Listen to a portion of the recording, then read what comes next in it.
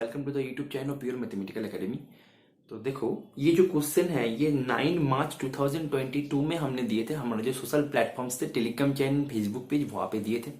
Question है complex analysis से question, specially CS and NET and GATE के बच्चों के लिए है। ठीक है, क्वेश्चन की डिफिकल्टी लेवल मैं इसको 2 स्टार दूंगा।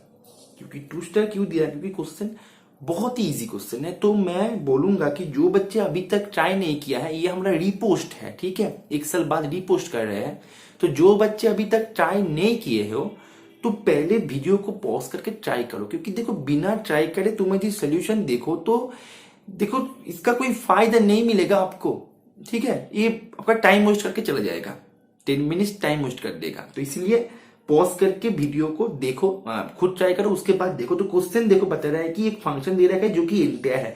तो जब एंटायर बात दिमाग में आएगा, तब मतलब क्वेश्चन में आएगा, तब दिमाग में ये बात जरूर आएगा कि एंटायर फंक्शन क्या करता है, हमेशा सीआर इक्वेशन को सेटिस्फाई करता है। तो मतलब जल्दी जल्दी नोट कर लो कि u x equals to v y होगा and u y equals to minus v x होगा। ठीक है, u x equals to v y and u y equals to minus v x.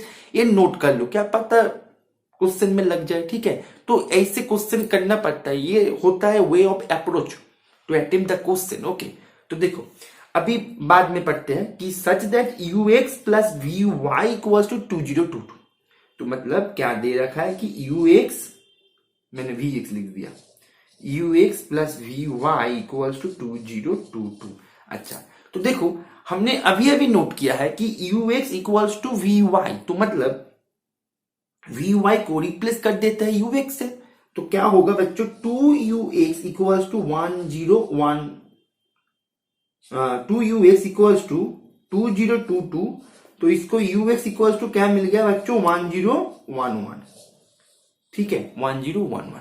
अच्छा, अभी क्वेश्चन क्या पूछा गया है कि क्या एफ जेड कांस्टेंट होगा, क्या एफ 11 होगा, क्या एफ डैश डेंस होगा, क्या एफ डेंस होगा, ये सब पूछा गया है। ठीक है, तो पहले तो हमें एफ को निकालना है इससे। तो देखो, अच्छा फंक्शन क्या है, एंटायर है। तो एंटायर फंक्शन मींस इसका जो डेरिवेटिव होगा, जितने भी डेरिवेटिव तुम कर सको तो सभी इनफाइनाइट टाइम्स डेरिवेटिव होगा। तो ये क्या होगा, एफ डैश जो होगा ये भी एंटायर होगा, एफ डबल डैश जो होगा ये भी एंटायर होगा, एफ ट्रिपल डैश ये भी एंटायर होगा। मतलब ये जो मतलब प्रॉपर्टी है ना, ये केवल कॉम्प्लेक्स में ही होता है। मतलब कॉम्प्लेक्स का ये खास प्रॉपर्टी है जो कि रियल में नहीं होता। बहुत सारे एग्जांपल्स है रियल में जो इसको काउंट कर देता है, कॉन्ट्रडिक्ट कर देता है, लेकिन कॉम्प्लेक्स में होता है।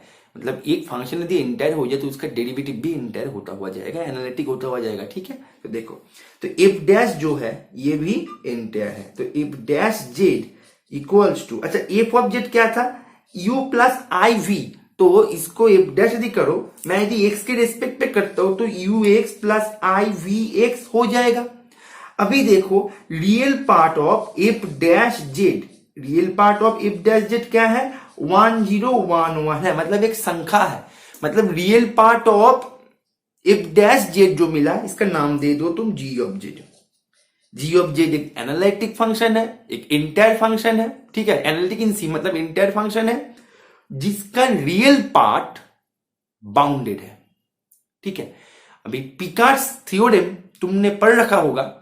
पिकार्ड्स थ्योरम क्या बोलता है कि कोई भी एंटायर फंक्शन का, मतलब कोई भी एंटायर फंक्शन यदि मतलब मैक्सिमम एक पॉइंट को लीव कर सकता है, यही उसका मतलब उसका परमिशन है उसके पास। एक पॉइंट से ज्यादा पॉइंट को ये लीव नहीं कर सकता, उसके पास परमिशन नहीं है। बात को समझ रहे हो?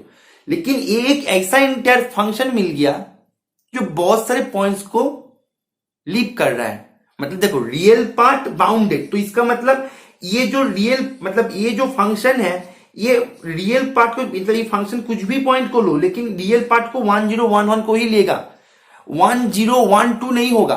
तो 1012 प्लस आई इंटू वाई, वाई कुछ भी हो जाए, इतने सारे पॉइंट्स, वाई बिलोंग कर रहा है आर पे मानो, तो इतने सारे पॉइंट्स, और ये टोटल बिलोंग कर रहा है जेड। ठीक है। तो इतने सारे पॉइंट्स एलिप कर दिया, एक केवल 1022 के बेस पे किया हमने। तो ऐसे तो 1011 को छोड़ के रियल लाइन पे जितने भी पॉइंट्स है सभी को हमें दी real part of f dash z बना दिया, सभी पॉइंट को वो लीप कर देगा, जो कि उसके पास परमिशन नहीं था। Non constant entire function can leave at most one point from its domain, sorry codomain C, right. तो इसका मतलब ये नॉन कॉन्स्टेंट के लिए लागू होता है। तो एक बिहेवियर देने वाला फंक्शन कांस्टेंट ही होगा। तो मतलब एफ डैश जेड एक कांस्टेंट फंक्शन है के बिलोंग्स टू सी, ठीक है, एक कांस्टेंट फंक्शन है। तो मतलब क्या होगा बच्चों की एफ ऑफ जेड क्या बनेगा, के जेड प्लस सी, सी भी एक कांस्टेंट है, ठीक है।